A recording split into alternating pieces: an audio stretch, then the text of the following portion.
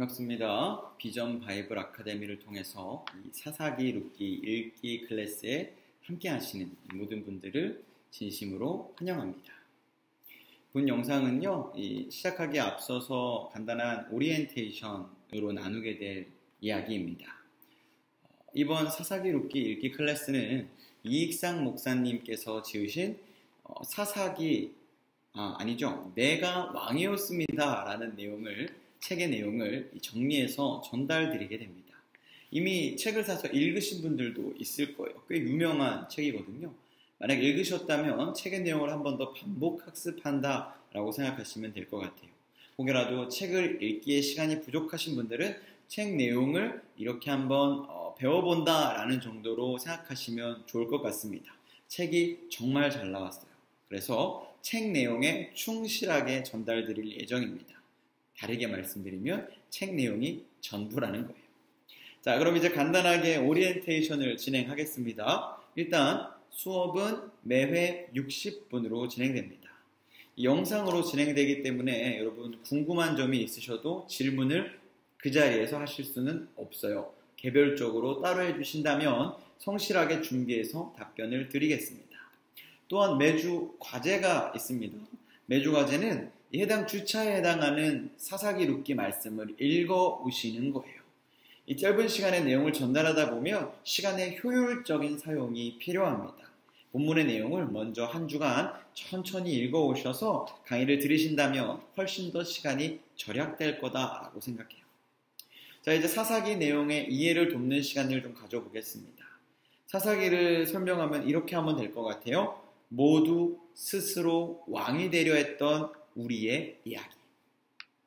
사사기 정말 재밌는 책입니다. 마치 역사소설 같고 사극 같은 느낌도 들어요. 여러 캐릭터들이 나와서 다양한 이야기들이 전개되다 보니까 이런 재미있는 느낌을 받게 되는 것이 사실입니다. 그렇다고 해서요, 사사기가 영웅들의 이야기를 모아놓은 위인전이라고 생각하시면 곤란해요. 이 위인전은 보통 위대한 사람의 장점이나 또 교훈이 될 만한 이야기들을 이야기해 준다면 이 성경은 다르게요. 그들의 단점과 실수와 죄악된 모습들을 서스름 없이 이야기해 주는 것이 성경입니다.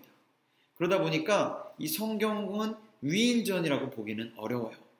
성경은 오히려 어둠 속에 있던 이들이 밝은 빛의 자녀가 될 수 있고 또 빛에 거하던 이들도 얼마든지 타락하고 어둠의 자녀가 될 수 있다는 것을 보여주는 것이 성경입니다. 사사기가 더더욱 그래요.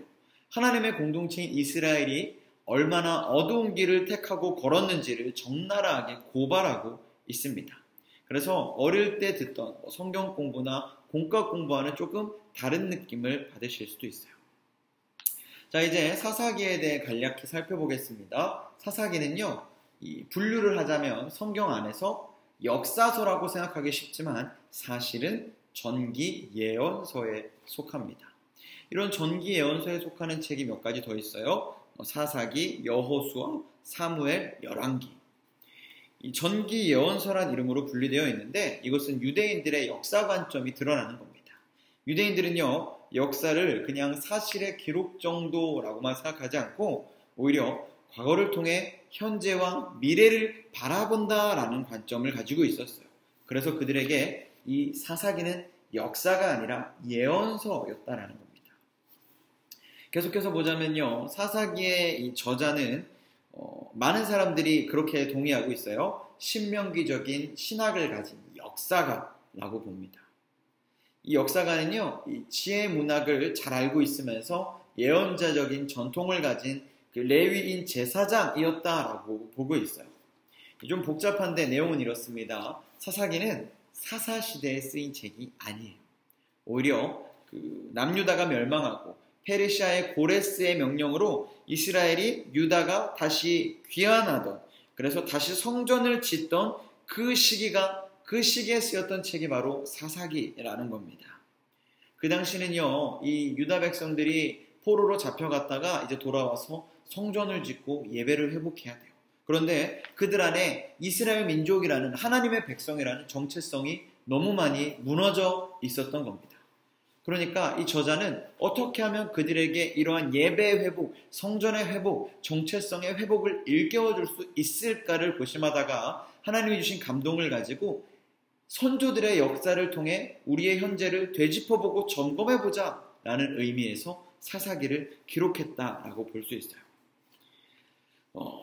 당시 이 사사기가 쓰여질 당시 말고 이 사사들이 살았던 시대, 이 사사시대의 모습을 보면요. 그 사사시대 사람들에게는 공통적인 문제점이 있습니다. 그게 뭐냐면 가나안화라는 문제예요. 그들이 볼 때 가나안은 젖과 꿀이 흐르는 땅이거든요. 풍요롭고 부요하다라는 거죠.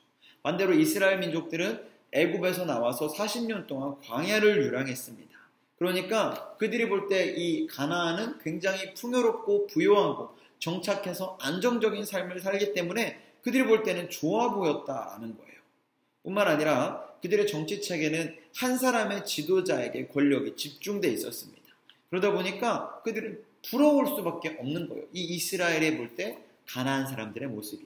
뿐만 아니라 그들이 가나안의 문화를 동경하면서 부러워함과 동시에 무엇까지도 그들 안에 스며들었냐면 농경 문화 속에 깃들어 있는 우상 숭배까지도 그들이 부러워하게 되었다라는 거예요.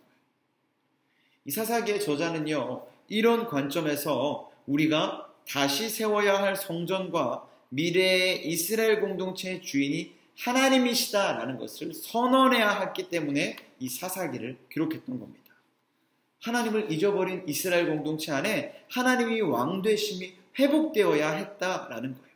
그래서 지금 왕의 자리에 있는 자들이여 내려와서 본래의 왕이신 하나님께 왕좌를 내어드려야 한다. 하나님이 우리의 주인이시다라는 것을 선포하게 했다라는 것입니다. 이렇게 사사기는요, 스스로 왕이 되려 했던 사람들의 그 참담한 후회와 반성과 뼈아픈 조언이 담긴 책이 바로 사사기예요. 앞으로 8주 동안 우리는요, 이 사사기의 내용을 계속해서 나누게 될 겁니다. 여러분, 이 사사기 내용을 잘 읽어오시기를 부탁해요.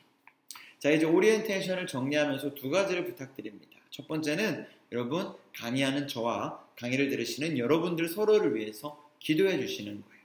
강의하는 저에게는 지혜를 주시고 또 듣는 이들에게도 지혜와 명철을 동일한 은혜를 허락하여 주시옵소서 여러분 기도하시는 겁니다. 또 두 번째는요, 여러분 본문을 잘 읽어오시는 거예요. 다음 주 첫 번째 강의 때는 1장 1절부터 3장 6절까지를 볼 겁니다. 그렇지만 짧아요. 그러니까 일주일 동안 준비하시면서 얼마든지 다시 보실 수 있습니다. 기왕이면 본문과 상관없이 사사기를 강의 듣는 8주 내내 반복해서 읽기를 권해드려요. 그러면 강의의 내용, 지식적인 것뿐만 아니라 하나님이 주시는 말씀을 통해 더 깊이 있는 은혜를 경험하실 수 있을 겁니다. 자, 오늘 오리엔테이션은 여기서 마칠게요. 여러분 한 주간 승리하시고 잘 준비하셨다가 우리 다음 주 첫 번째 강의 때 뵙도록 하겠습니다. 수고하셨습니다.